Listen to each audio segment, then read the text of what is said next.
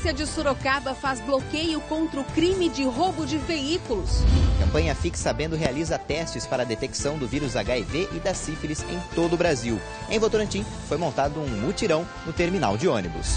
Prefeitura de Jundiaí cria uma rádio no centro da cidade para chamar a atenção dos moradores para os casos de dengue. Cavaleiros da região participaram da terceira cavalgada rural. O percurso teve início em Serquilho e terminou em Jumirim. Para poder sorrir, é preciso a chuva.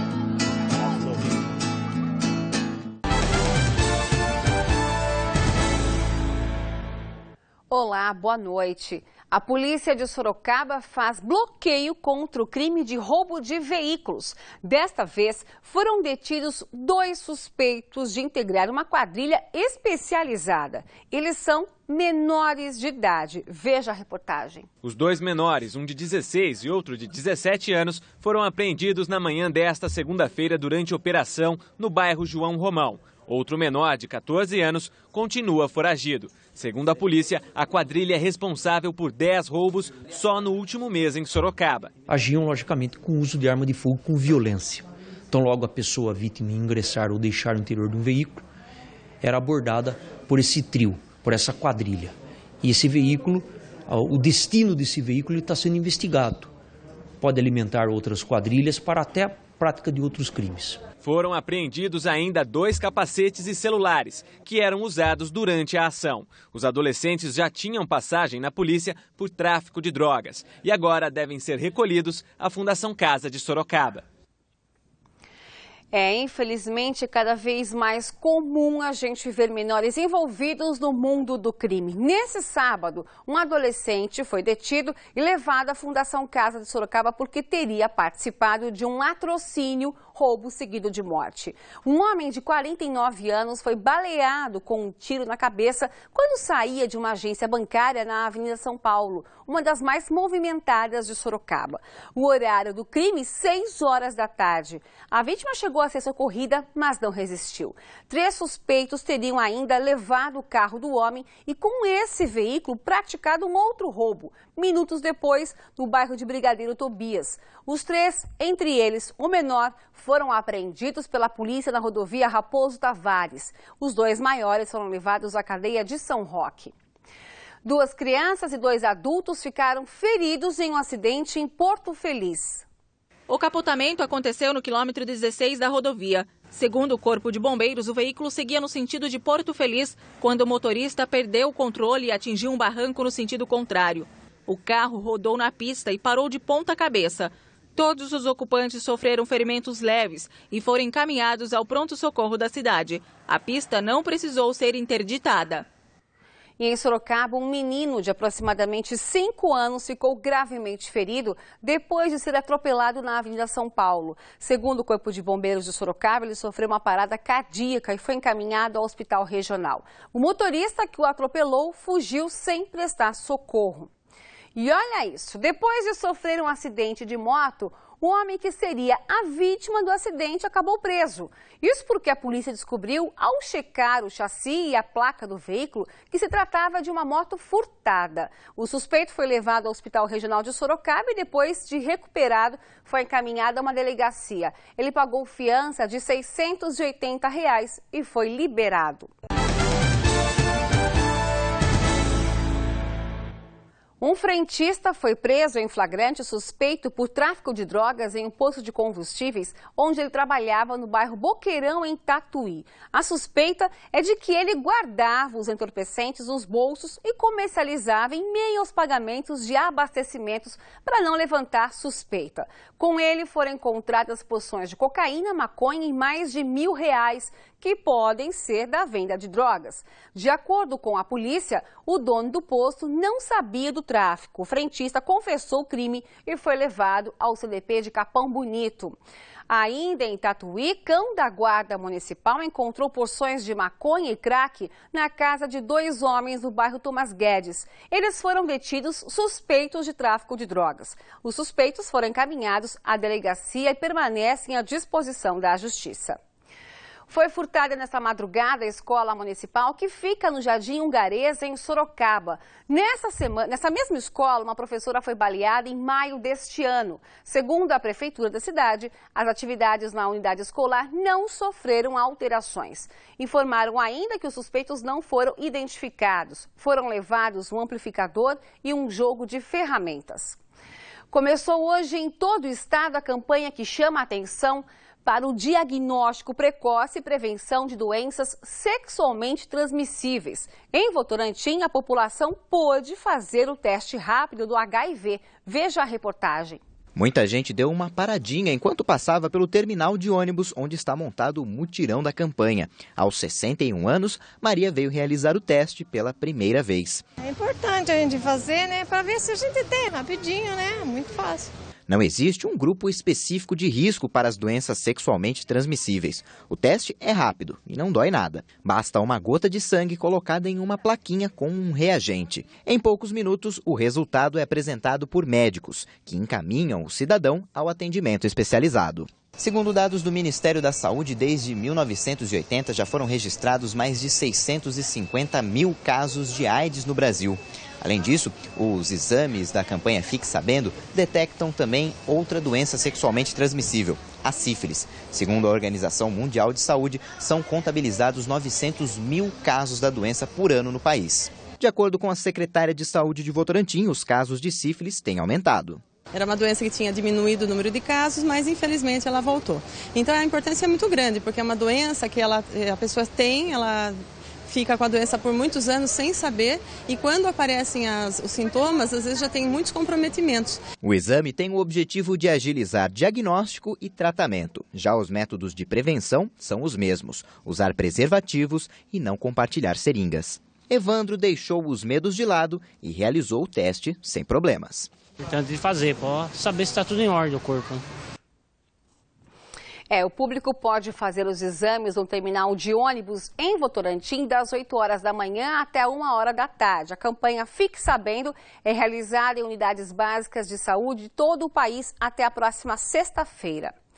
Veja só esse flagrante feito pelo cinegrafista Hamilton Navarro. Enquanto era gravada uma reportagem no bairro Novo Horizonte, um cavalo que a gente vê aí sozinho anda em uma das faixas da Avenida Ipanema e nem sinal do dono.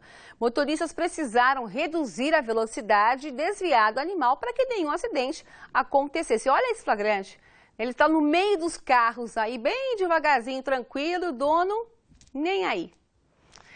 E devido à chuva de ontem, um buraco se abriu no centro de Tatuí e um carro ficou preso. Segundo a prefeitura da cidade, a rua está passando por obras para combate à enchente, implantação de galerias para escoamento de águas pluviais e recuperação do asfalto. O motorista foi socorrido pela própria equipe da secretaria, que no momento vistoriava as condições do solo e da obra. Ainda segundo a prefeitura, na manhã de hoje, nova inspeção foi realizada para a definição de novas providências. Um perigo, hein? A prefeitura de Jundiaí chamou a atenção dos moradores para os casos de dengue, mas desta vez o alerta veio de forma bem diferente. Eles aproveitaram um grande movimento no centro da cidade para uma rádio. Veja só.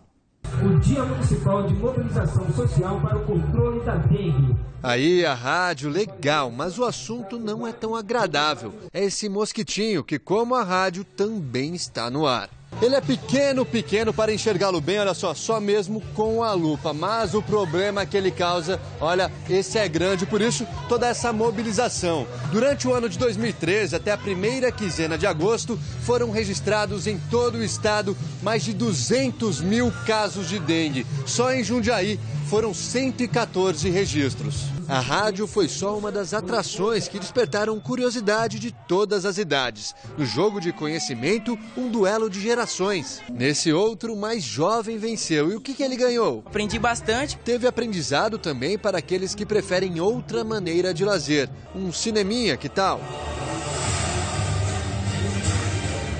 Nesse outro ambiente, uma exposição um pouco mais sinistra. A bonequinha tão querida pelas crianças em um caixão. Mas se a ideia era educar, deu certo. Morreu. Por quê? por causa da dengue.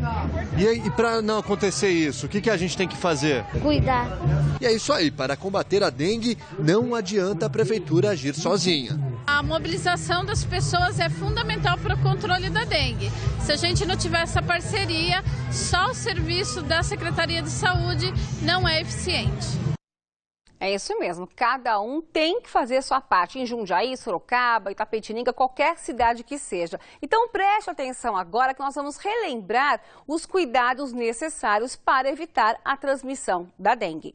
Não deixe acumular água em latas, tampinhas de refrigerantes, pneus, garrafas, tambores, sacos plásticos e lixeiras. Mantenha a caixa d'água fechada. Limpe as calhas para escoar melhor a água da chuva. Coloque areia nos pratos de plantas e não jogue lixo em terrenos baldios. É tão simples, né? Neste momento, no Instituto Histórico, Geográfico e Genealógico de Sorocaba, é discutida a possibilidade da USP trazer para Sorocaba curso de engenharia nuclear. Renato Diniz tem os detalhes do curso. A implantação de um curso de graduação em engenharia nuclear está em processo de análise pela diretoria da USP. Caso seja aprovada, as aulas já começam em 2015. Sobre isso, eu converso com o vice-diretor da Escola Politécnica da USP, José Roberto Castilho Piqueira. Por que a escolha dessa região? Bom, a rigor não é uma escolha regional, é uma escolha de parceria. A Escola Politécnica é parceira da Marinha nos diversos projetos desde os anos 50. Os projetos da Marinha na área nuclear são em Aramar e, portanto, o curso deverá ter uma parte em Aramar como consequência do fato da Poli ser uma parceira da Marinha. Por que a necessidade de abrir esse novo curso? Há uma necessidade muito grande de pessoas com formação na área nuclear no país. Para se ter uma ideia, há 20 anos, o número de servidores da CENEM, da Comissão Nacional de Energia Nuclear, era cerca de 5 mil. Hoje, 20 anos depois, são 2.500, com idade média 54 anos. Ou seja, o conhecimento em energia nuclear no país está se perdendo por falta de pessoas que detenham esse conhecimento. E o que faz o engenheiro nuclear? Projeta, mantém e opera plantas nucleares, ou seja, plantas para a geração de energia elétrica, plantas para a fabricação de fármacos e plantas nucleares para a fabricação de insumos agrícolas. Muito obrigado pelas informações. O único curso de engenharia nuclear atualmente no Brasil é na Universidade Federal do Rio de Janeiro. Renato Diniz, de Sorocaba, para o Noticidade. A terça-feira continua chuvosa. Amanhã em Sorocaba as temperaturas variam entre 19 e 25 graus. Confira agora como fica o tempo em outras cidades da nossa região.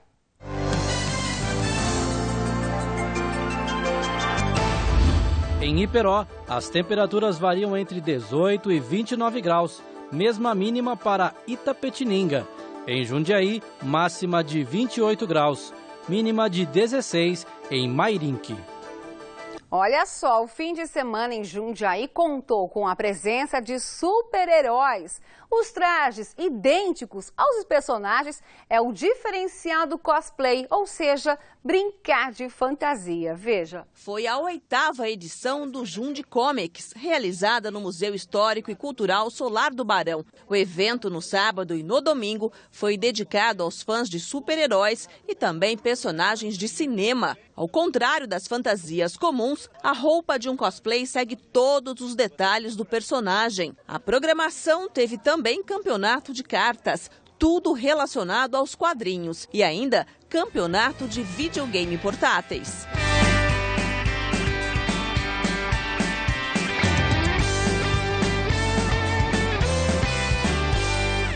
Cavaleiros da região participaram da 3ª Cavalgada Rural. O percurso teve início em Cerquilho e terminou em Jumirim.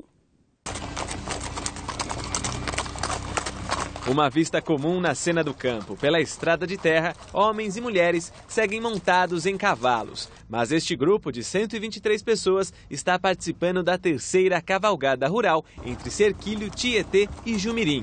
E o objetivo aqui é lembrar as antigas tradições. Viemos acompanhando a linha rurais, as estradas rurais das cidades e acompanhando a linha férrea. A linha férrea, cada cidade que passa a linha férrea é um caminho, foi criado em cima de um caminho, um tropeiro passou. E depois da cavalgada de 20 quilômetros até Jumirim, é hora do cavalo descansar e de comemorar com muito som e churrasco.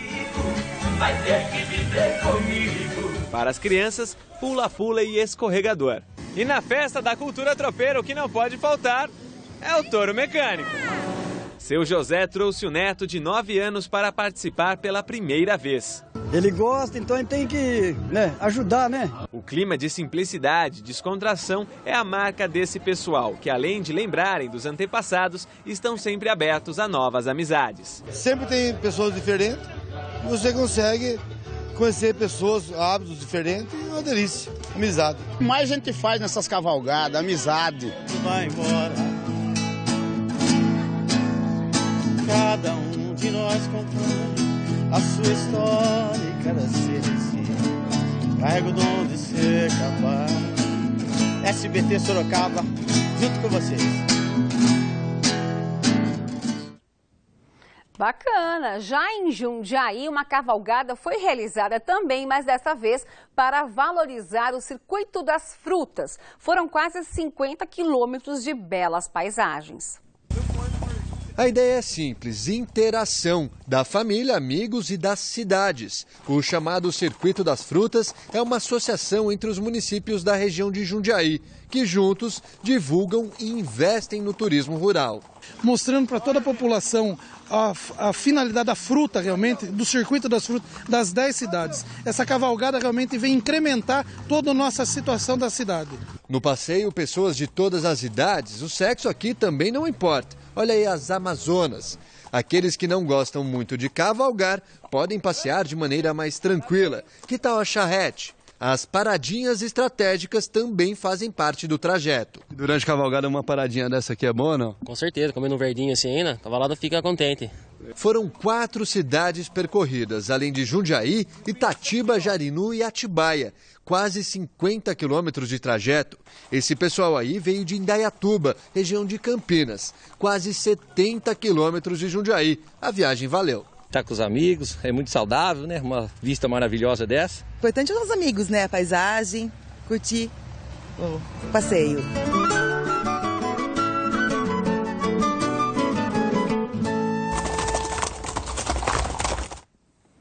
Tá certo. O Noticidade termina aqui. Entre em contato com a nossa produção para sugestões de reportagens. O nosso site é tvsorocaba.com.br ou pelo telefone 15 32 38 8804. Vou repetir. 32 38 8804. Fique agora com a SBT Brasil e amanhã às 7 horas confira o Noticidade Manhã com o Fernando Matos. Tenha uma excelente noite.